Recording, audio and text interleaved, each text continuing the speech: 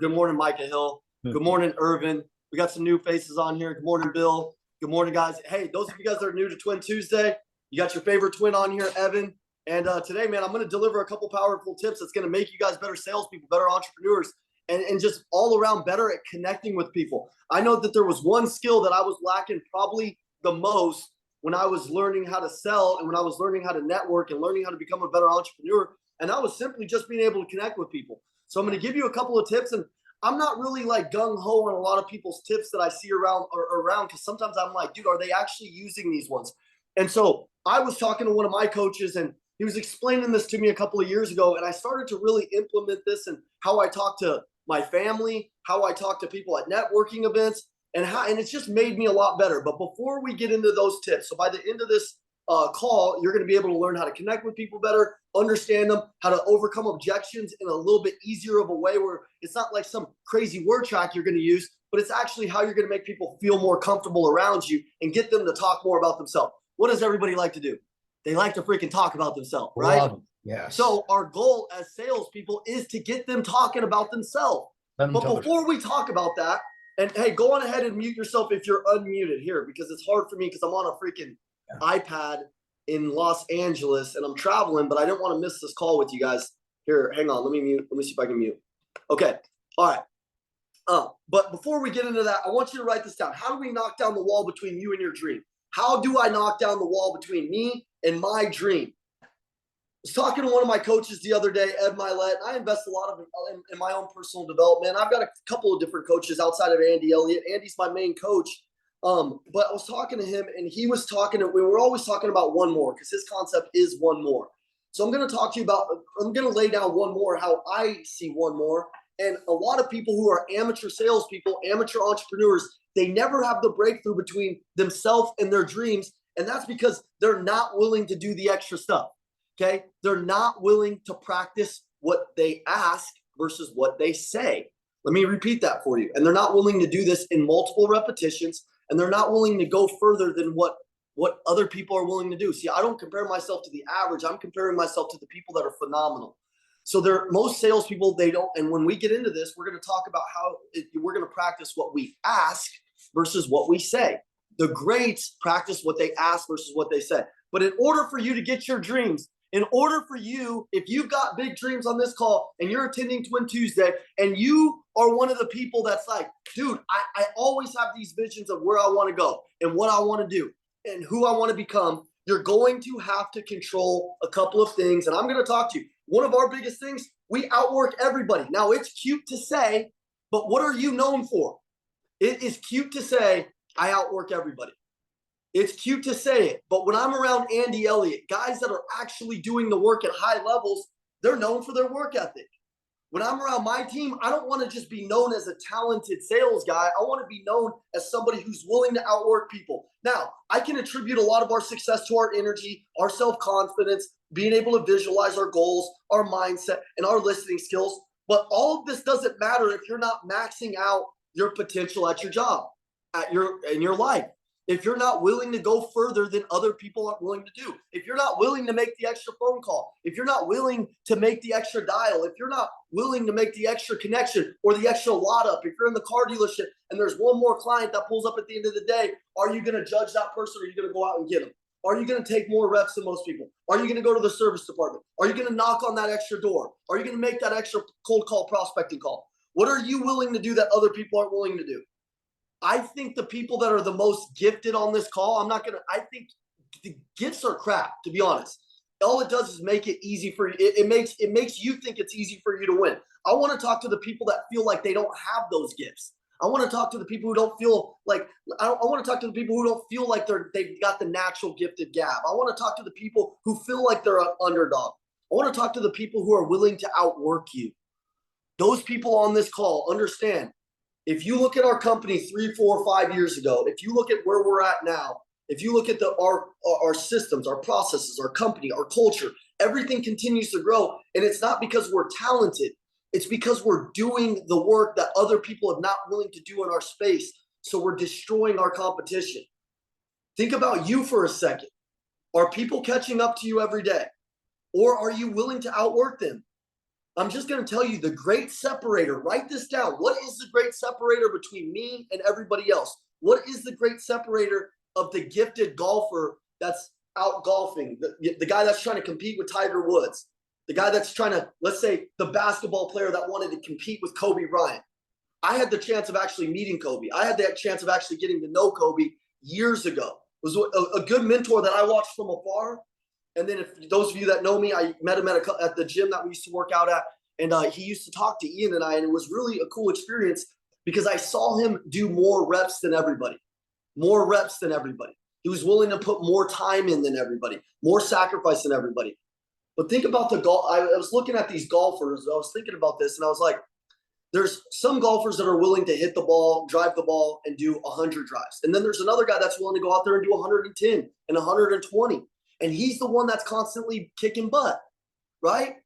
But some of you get on these calls and then you don't go back and you don't practice, drill, practice, rehearse. If you wanted to become a better speaker, would you have to do more meetings? Would you have to get in front of more people? Would you have to get more nervous? Would you have to get more uncomfortable?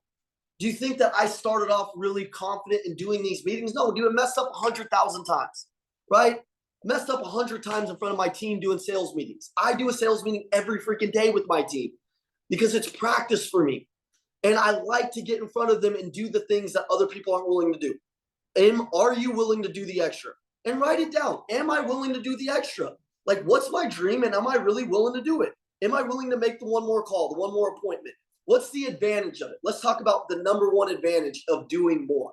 And then we're going to get into the sales training. But what's the number one advantage if you're willing to do more? Well, let's talk about the psychology part. Okay. Let's talk about if you're willing to do the things that other people won't, you're going to start to convince yourself that you deserve to win. James, if you're doing stuff that other people won't do, you're going to start to convince yourself to do things you're going to start to convince yourself that you should be winning, right? Now, if you're competing and doing the same thing as the person next to you or the person that you might be comparing yourself to, you will slowly start to think, well, man, it's not really working. I'm doing what they're doing. Like I'm getting the same results. You have to convince yourself that you deserve to win, okay? Those of you that have followed us for the last couple of years, maybe like James, a couple, Trey Cormier, a couple of you guys that have been following us a long time. What did Ian and I and Sean and Andy used to do a couple of years ago? We were waking up at 3 a.m.s, right? Doing all these cold plunges, doing all of this crazy stuff. We would compete on it. Who could wake up the earliest? Who could put in the most work? Who could stay the latest in the office? And we would tag it all over social media. Why?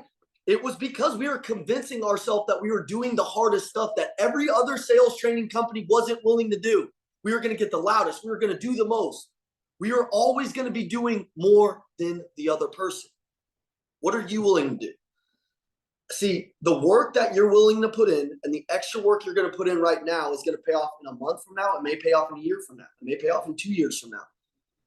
It depends on the season of your life. But if you're not willing to plant the seeds right now, say it's that time it's that time where you need to be planting the seeds. You need to be building your brand. You need to be getting consistent on social media. You need to be doing the stuff, the hard calls. You need to be putting yourself you need to have the habitual addiction and obsession to doing more.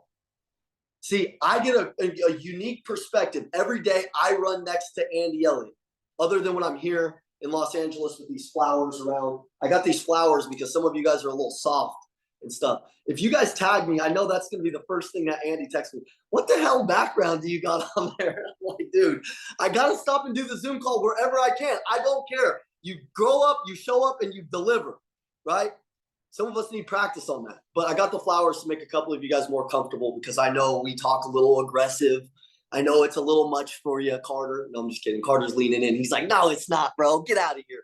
But are you willing to go the extra mile? I know it's like a cute tagline, like, I'll outwork anybody. But do you really?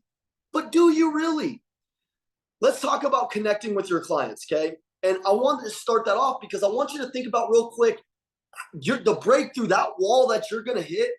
I guarantee you, if you want to make your first $1 million, if you want to make your first $100,000, if you want to make your first $250,000, you want to make your first 10 million, whatever you think right now it's going to take a lot more. I remember making my first $200,000. It took me a couple of years. And I was like, dude, I didn't think it was going to be this hard. When I first made my first 6 figures, I didn't think it was going to be as hard as it was. When I'm telling you guys, The dreams that you have are going to require a lot more effort, but are you willing to really sacrifice them, Kane, Bill Brent, Mason? Are you really willing to do it? Because a lot of people, they're jaw jackers. They talk. You guys know those people. They're freaking know-it-alls. They say all this shit, dude. They tell everybody in the world about all these big dreams that they're willing to do. They tell their wives and their husbands and everything about all these things they're willing to do. And then the second they get off these calls, they go back to doing the same thing, dude. And it pisses me off. So the breakthrough in the wall that you're going to have is going to come down to what you're willing to do. Okay. Now let's get into how you handle sales objections with a little method that I call, that everybody calls. I mean, it's been a method. I didn't create this method. It's been around for a long time. I just happen to really like it. Okay. So it's the 3Fs method. Okay. Some of you guys might have heard it. Feel, felt, found. Raise your hand if you have. I'm going to teach it in my way. Because I think it's a powerful method to get people to talk about themselves. Also think it's one of the most powerful ways when you're networking with people or you're trying to build your relationships and your connections on how to actually talk to people, right? Because a lot of the times I know with me, I do something that's a little illegal in conversation, and it's called nudging, which means like when somebody's talking, I'm like, yeah, wow, okay, yeah. And it's like, I'm like nudging them to finish their conversation, or I'm like trying to finish their sentences. And when you do that with prospects or somebody you're trying to connect with, you've already eliminated the connection. They can feel that you don't care what they're saying. I'm a talker, newsflash. So I have to slow myself down, and I have to go through a rhythm, a sequence in my head that makes it easy for me to be able to connect with people, to get them to talk about themselves, for me to figure out what their problems are so I can provide a solution. And so I can really get to know somebody on a deeper level. Everybody say, go deeper. See, the problem with most salespeople is they never go deeper with their clients. They never develop that relationship, Banks, that makes other people say, that's my guy. I love them. You know, you're getting all of these objections, and we teach a lot of wicked ways to handle objections. But to be honest with you guys, towards the end of my career in the car business, I didn't get a lot of objections. My business became so relational that it was very rare that I would have to handle a lot of crazy objections. Okay. There's an art to framing them, which I'm going to talk to you about here in a second, framing the client so the objection does not come up. There's an art to sales. And the winners on here that have been with us for 2 or 3 years understand that if you stay with us for a long period of time, you're going to get this. Those of you that are new to Twin Tuesday, I'm here to show you that there's another level inside of you, but you have to stay plugged in. If you want to become a master, write this down. If you want to become a master, if you want to, and you find something that's good for you, learn it better than the student, or learn it better than the teacher. Like, learn it better than Andy Elliott. Those of you guys that are products of Andy Elliott, I've seen some of you guys, Jalen, I've seen you grow like crazy over the last several months. I've seen my guys that certified broke 200 cars. They've been with us for 2 years, grinding from a car dealership in a trailer selling 30 cars a month to this brand new building going to 200 cars. That's a feat. And the reason being is that they get off these calls and they go apply it, and they apply it, and they apply it, and they're on every call. It's crazy to me that some people sign up for training, or they sign up for a fitness program, or they sign up for something. Hold on. Samuel's unmuted.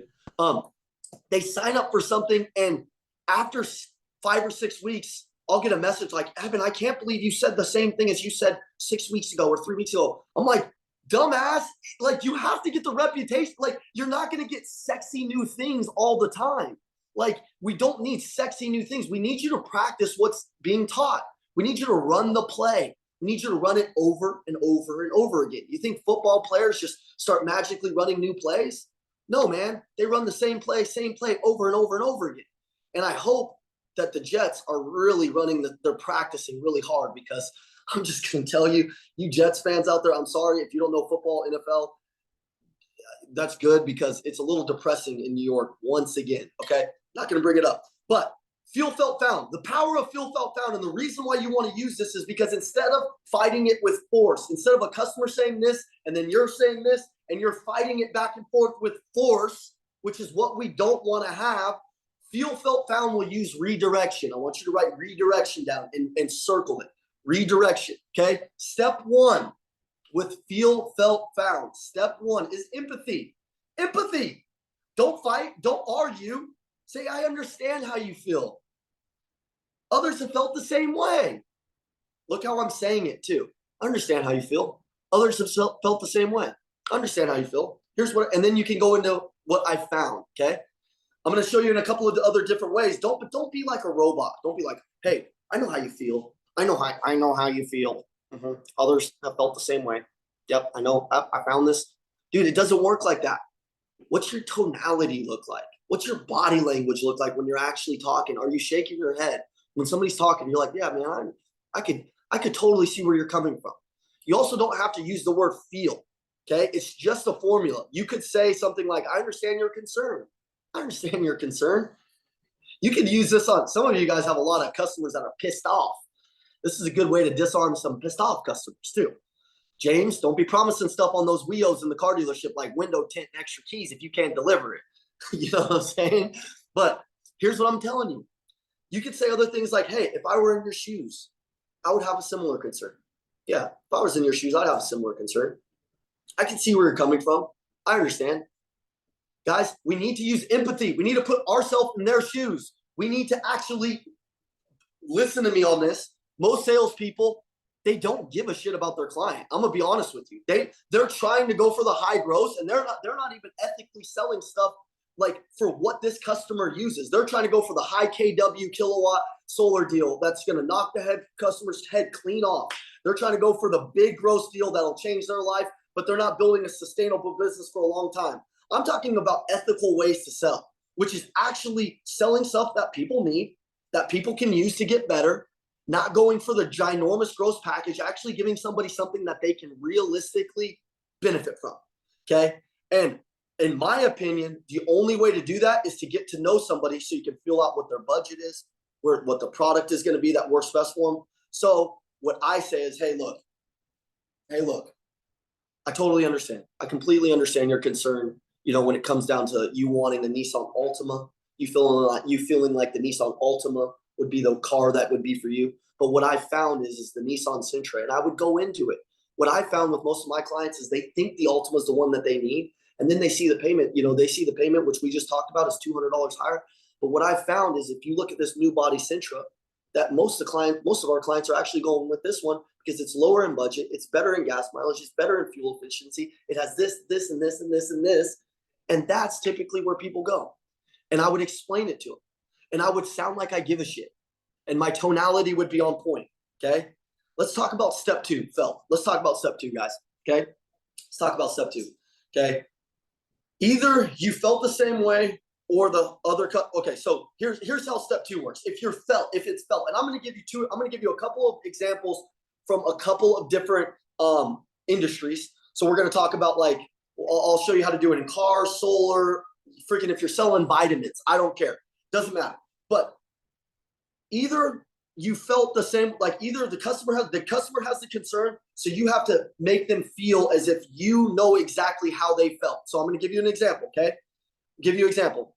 The example is convince them to take let's just talk about convincing them to take a freaking vitamin, Daniel Mathis. Let's talk about that. The customer says, I don't, or let's say either your customer says it, or maybe your kids say, I don't take vitamins, or somebody says it. I don't give a shit, or whatever. It doesn't matter. I'd say, hey, look, they say, hey, I never take vitamins. I'd say, I don't. When they say I don't take vitamins, I could say, hey, dude, I totally understand. Totally get it, man. Look, I understand that you don't take vitamins. I used to believe the same thing. In fact, what I found was when I take this specific vitamin, this specific one, what I notice is throughout the day, I have the right energy. I have the right clarity.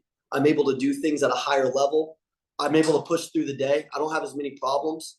So totally understand that you felt that way. But what I'm going to tell you is what I found is it actually gives me the right energy to push through. Okay. Now we're talking. By the way, if I'm in a networking scenario and I walk up to Andy Elliott, man, and he's talking to me, dude, I'm in the same state. I'm like, dude, tell me a little bit more. And then he asked me something. I'm gonna engage with him. I'm gonna say, Andy, do you totally understand how you might feel that way? Dude, here's what I found. And the people that are bringing conversation where you're teaching other people, where you're teaching, like where you're talking and you're actually giving value back, other people tend to listen to you. See, most of the time, some of you guys are just like sitting back and like letting other people do the talking. Like engage them. Say, hey man, dude, I totally understand where you're coming from. Let me tell you what I found. And then tell them something and see where the conversation can lead to. See, most salespeople's problem is this. They practice what to say and they never practice what to ask. The true pros on here, my Twin Tuesday freaking people that have been with us for a long time understand this. Let's talk about digital marketing or something. Okay, let's say this. You're selling digital marketing and a client asks, and you're walking into a traditional business. This guy doesn't know about Facebook, doesn't know about anything. And he says, dude, I don't believe in it. I don't know that it'll work. And I might say something like, hey, look, Mr. Business Owner, can I ask you a question? Look, because I totally understand how you feel. So, whoops, hang on. Mute these people. All over. And I'm going to wrap this into car, solar, a couple things. But I might say, hey, Mr. Business Owner, this is B2B. Hey, can I ask you a question? Have you ever had somebody that's walked into your store, like ever came in, somebody that's walked in your store, and then you asked them how they found you, and they said that they found you on the internet? Have you ever, and has that ever happened? It has happened, right? Can I explain something to you?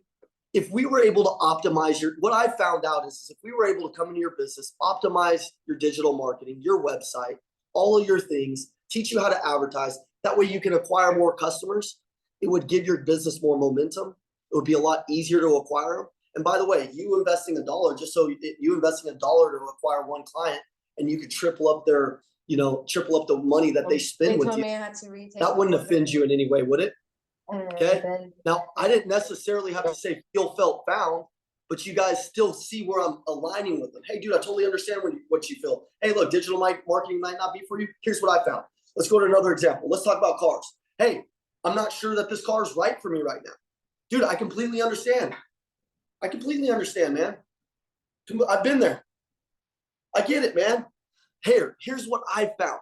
Look, right now, interest rates are on the rise. Prices are at a good price. Look, your trade-in value's never been higher. What I found is 11:30 and 11:30. Jesus Christ, guys, mute yourselves. Holy smokes. It's like the 10th time. Hey, what I found is this. What I found is this, is many customers, they felt this way. But after they've test driven the car, after they've seen the fuel efficiency, after they've seen the payments, after they've seen the smooth ride, after they've seen that stuff, they've realized that this is the right car for them, and they've realized that this is the right deal with the right person. Does that make sense? Cool. Let's take this thing on a test drive and let's move forward. Let's at least get you on a test drive so you can move forward. Let's move the deal forward, right? But most people, they tell them, hey, look, I'm not interested in that car. And it's like, well, or I'm not interested in taking a test drive. Well, why aren't you? Why aren't you? Why won't you take it for a drive? Just jump in there, take it for a drive. Dude, chill for a second, guys. Remember empathy? Number one. Dude, I totally understand how you feel, man. I get it. I get it. Look, what I found is this, is most of my clients that actually take it for a test drive, they can see how enjoyable the ride is. They can see how they can see that the fuel efficiency meets the standard that you said you wanted. They can see that they can test the options. They see the Apple CarPlay. They see the things. And then what I found is then it's easier to talk about price and payment. You said you wanted the price right up front. Why don't we do this? Why don't we actually do something that I think would work a little bit better for you? Let's take it for a drive. And if you like it, I'll get you the price, right? Now, are they more willing to do something with you because you followed the formula? Okay. Pretty simple stuff, right? But most people won't practice it. I'm in a networking scenario the other day. I'm in a situation where I'm at an event yesterday, and I had a guy come up to me and it reminded me to use this on this call. And I was talking to him about solar, and I was asking him about, hey, what are some of the objections you're getting? What are some of the things that you're getting? And he said, look, I'm getting something that I get something that's like, hey, I'm hesitant about switching my solar energy. And his response was, and this is what I wrote down. He said, I hear you. He said, here's how he handled it. And I thought it was just an easy way of feel, felt, found. He said, I hear you. A lot of homeowners have the same, I've felt the same hesitation. They worried about the transition to solar. What they found though is that not only did they save money on their electricity bill, but they also contributed a lot more to the sustainable future. It's an investment with a long-term benefit. That's an easy way to frame the customer. He's talking about long-term. He's painting a picture on what it looks like to go long-term with them, right? But most people, they might just get right into that freaking back and forth, right? So feel, felt, found. Can you bring that up in normal conversation? Can you bring that up? Dude, some of you guys are single. Probably the reason why you're single is because you never use feel, felt, found. You know? You got to get your girl talking, man. You got to get people talking. It's like, dude, you can't talk about yourself all the time. Okay? How do we connect with more people? Do we look them in the eye? Do we have the right energy? Do we give them clarity that we're the right people? Clarity, write clarity down. What kind of clarity do we give these people? Do we give them clarity that they found the right person, the right product, the right service? Do we speak with enthusiasm? Do we speak with our heart, not just our freaking mouth? Do our eyes look like we're on fire for our business? Does our body language convey that we're the right people? Or are we like this? I know some of this stuff is very basic, but sales is a science. It's the little things you do. It's not some big, sexy word track, man. Are you bought in on yourself? Are you sold? Most people, the people on here that'll take this, they're moved people. Let me explain what moved people are. Moved people can move other people. If you're moved on your product, if you're moved on your service, you're 100% bought in that you're the person, you'll be able to move other people to do business with you. But if you're not moved, if you're not excited, if you're not a person that actually gives a shit about other people, you're never going to be able to sell them. Okay? So if I'm a freaking solar sales rep, if I'm a car sales rep, if I'm an insurance rep, if I'm selling freaking flowers, my entire goal is to solve somebody's problem. My entire goal is to solve somebody's problem. Okay? There's only so many pros that are left in the world that sell. Unfortunately, there's not a lot of freaking pros out there. But it makes it easy for us to actually practice these things to go out and kick some butt. I'm going to open it up for 10 minutes of questions, 10 minutes of questions, the first probably 3 or 4 people, okay? And then we're going to jump off here. We're going to make this quick. Okay, on your question, when I call on you, spit out your question quickly. I'm going to handle it, and we're going to move on. Trey Cormier, what's up, buddy?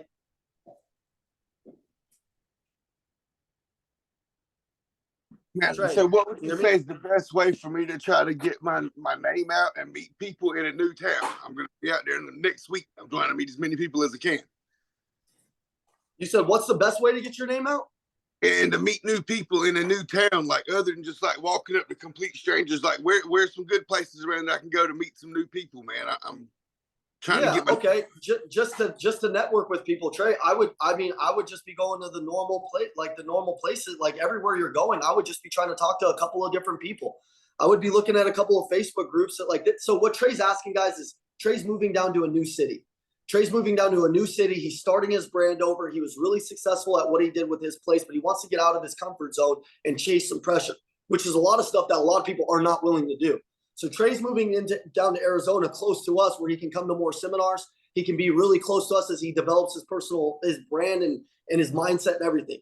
Trey, a great place to start would be getting on Facebook and networking in some groups that you have some local, like something in common with. Like if you had a German Shepherd, I'd be in some freaking German Shepherd groups in Arizona networking with them.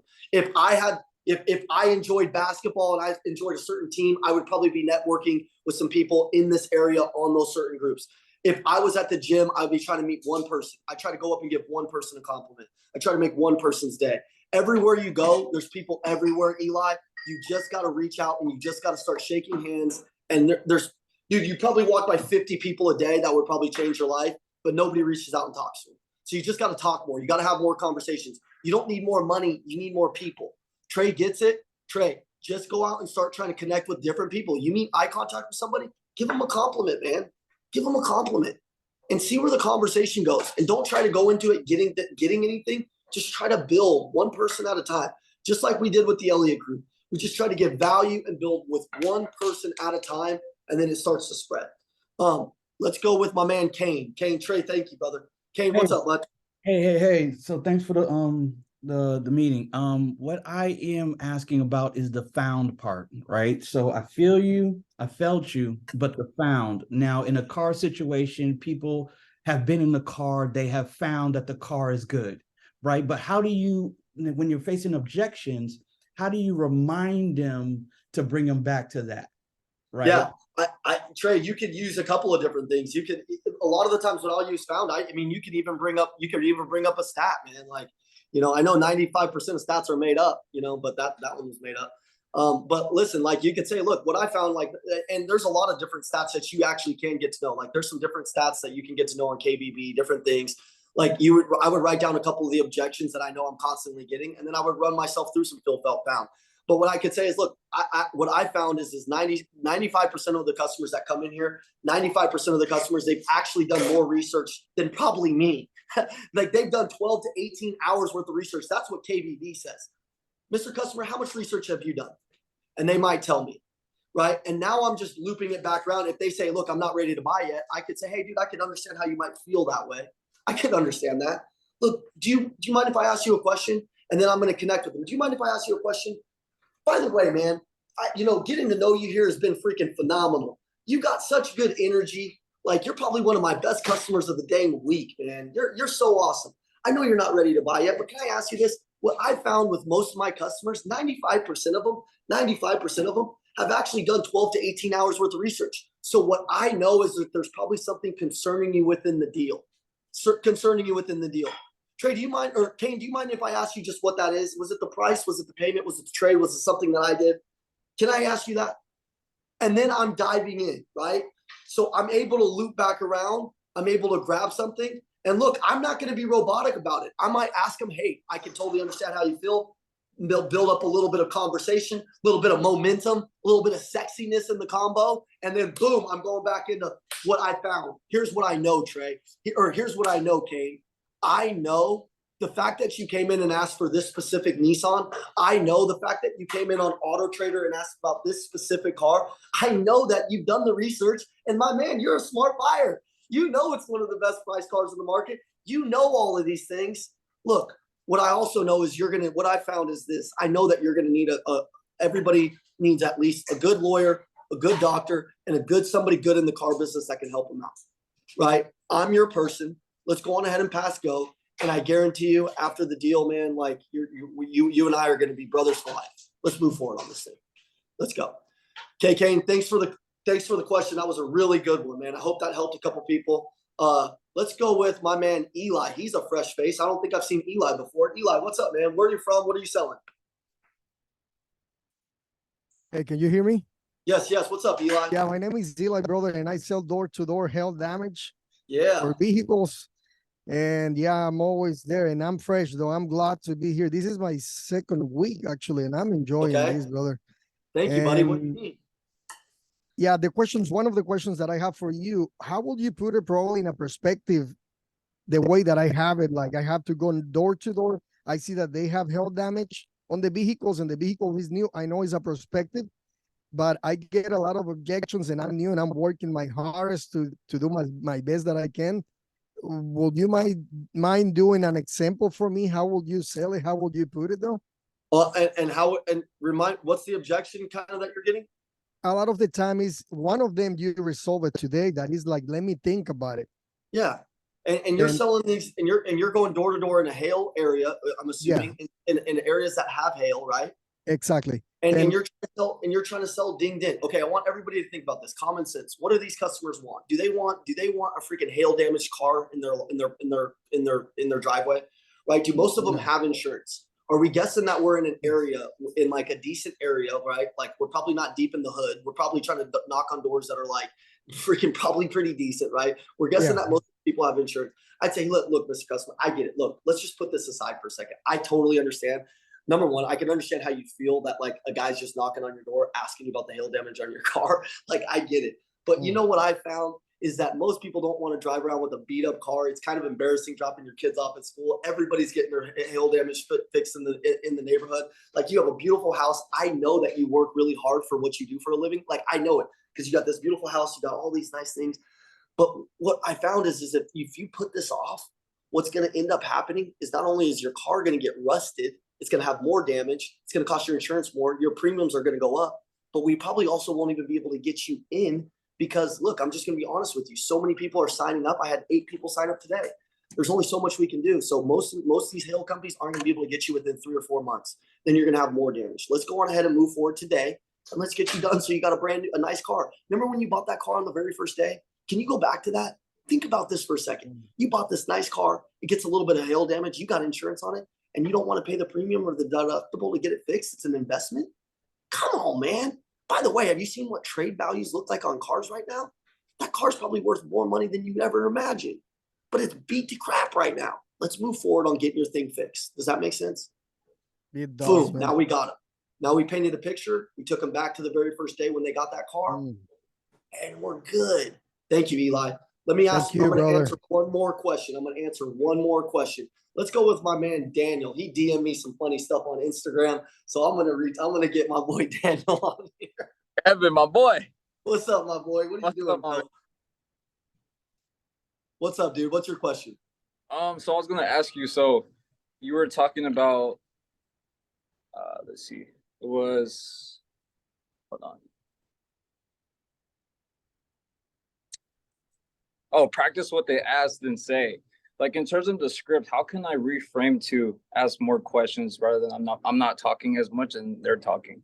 Okay, so I want you to write this down, and this is really good. So when you're asking questions. When you're asking questions, 4 strategies that you want to go into is number 1, listen, number 2, question, number 3, teach, and then number 4, think. I'm going to go into those things real quick, but here's how you want to do it. Here's the questions that you want to ask: questions of clarification, ask questions of feelings, ask questions that dig deeper, and number 4. So 1, clarification, 2, feelings, 3, dig deeper, 4, specifics, and 5, goals and dreams. So actually that first chunk I'll break down on the next Twin Tuesday. Yeah. Let me go into your question because this is a little bit better. So number 1, clarification. So like if you got somebody on a product, you might want to clarify why they're using it, what they need it for. Like you might want to just like dive a little bit deeper into that. Hey, can I ask you just so that way I can be clear? Like, what is it exactly that you wanted to get out of our fitness training program? What is it exactly that you wanted to get out of this car today? What is it exactly that you're going to be using it for? Who else is going to be involved in the decision, right? Like these are questions you need to know. You need to get nosy with your prospect, because if you don't get nosy with your prospect, you're never going to know what their dominant buying motive actually is. So when we say clarification, that's just digging deeper on who they are. I loved in the car business to be able to do credit apps with people because I was just nosy about how much money they made, where they lived. Like I wanted to know that. I was always like, oh man, like this guy's a freaking lawyer. I'm making more money than him. Ha, you know, like but I never said that. You know, he's like treating me like crap. I'm a Nissan salesman and I'm making more money than his ass. But like I was always like, hey, do you mind if I ask you a question? Like, you're a freaking lawyer. Like, how long did it take you to do that? Like, where did you go to school? Like, is this going to be you commuting back and forth from your law firm? Are you buying this for your wife? By the way, what does she drive? Like, I'm just going to get some clarification on who they are, what they're here for, what they want to buy. Okay. Number 2, feelings. Like, I'm trying to find out what gets them excited. I'm trying to figure out what feelings they're operating off of. Some of us are emotional buyers. Dude, I am a lay down deal. If some of you guys sell some products, my brother, he falls for every Instagram funnel on the world. Like if you run some targeted advertising towards Ian Macklin, Coach Ian Macklin, he'll buy your Instagram shit, you know, because he's emotional. He sees one thing, he's in. So I kind of want to clarify what these people's emotions look like. If they're very, you know, like strict, and, you know, a lot of my military veteran guys, like they're kind of like, you know, very like, like they're, you know, I'm like, dude, you know, so like, well, I'll gas certain people up in certain ways. If I got a guy that's just tight and easy, I'm gonna say, man, I could tell you're a very straightforward customer. Like I could tell that you probably don't want to shoot the shit. I could tell that there's probably like not a lot of people that are going to pull a fast one on you. Do you mind if I'm just super transparent and honest with you? Like I'm going to identify who that client is and then feed them exactly what they're looking for, right? So that's how you can go into some feelings. Okay. Number 3, digging deeper. It's just asking good questions, getting good answers, figuring out ways to figure like if I was buying, you know, if I was buying a fitness program, I would ask somebody like, what's the dream body look like? Can you go deeper with me? Like, what do you want your arms to look like? What do you want your biceps to look like? What do you want your legs to look like? what's your dream weight? What is like, I'm going to dig deep into what that person's looking for. It's so important that if you really want to sell somebody that you are going to those levels. And if you get good rapport with the client, they're willing to do it. Now, if you don't have good rapport, you don't have good energy, you don't have good body language, you aren't likable, I guarantee you they're not going to want to go deeper with you. Okay. For specifics, try to find out some specifics on what they're looking for. And then goals and dreams. Like, by the way, I do this with our salespeople too. When I'm coaching salespeople in the Elliott group that are on our team, you can do this with your team, my team leaders out there. When I'm coaching the salespeople on the Elliott group that I'm responsible for, what I'm telling them, I'm trying to figure out what their goals and dreams are. I'm like, hey, what are your dreams? Especially when you come onto the Elliott group. Because when numbers start to get a little low, or there's a little bit of a problem or an issue, I'm going to go back to your dreams and goals. I'm not going to coach you through making more money. I'm going to remind you what your dreams and goals are. Clients are the same way. I'm going to know what all of their dreams and goals are. And then I'm going to loop back around when there's a problem in the sale.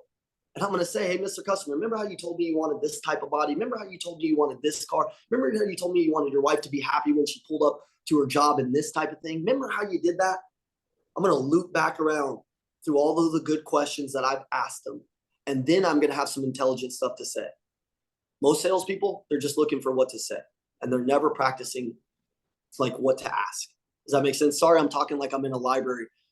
Had somebody bang on the door, and I almost had to go out there and do the feel, felt, found, or the freaking ass pound. I don't know. That sounded a little weird. But hey, hey, sir, I understand how you feel like I'm being a little loud, you know. But hey, what I found is most people like a little energy. Most people like to wake up in the mornings in a good mood. I can tell you're the type of guy that probably enjoys a good smile and a high five. High five. Now get your fucking ass out of here. I'm feel felting everybody, guys. Okay. Hey guys, I love you. Thanks for tuning in to Twin Tuesday. Next week should be Ian and I. Ian's on a plane right now, heading back to Arizona. I'm in LA. I'm heading back. We love you guys. Tune in on the next Twin Tuesday and go back and watch it a couple of times. Go use this in your conversations. Go use this when you're talking to your significant other, and do one more. Do one more call. Do one more prospect. Do one more post. Say you love your wife one more time to her today. Do one more than everybody's willing to do. Do the extra shit. The extra shit pays. I swear on my life, we're living it. We're showing you every day that we're getting better. Some of you guys are just on freaking fire. Dustin Young came up to my office and dang near ripped my arm off. It was so good meeting him. If you guys are in Arizona, don't hesitate. Stop by the Lions Den. Reach out to one of your coaches first so we know you're coming. Don't be popping up on us in the parking lot. No, I'm just kidding. I don't care. But, you know, some of these guys, well, I'm not going to reach out to us. Come down and hang out, man. We love you guys. See ya. Thank you.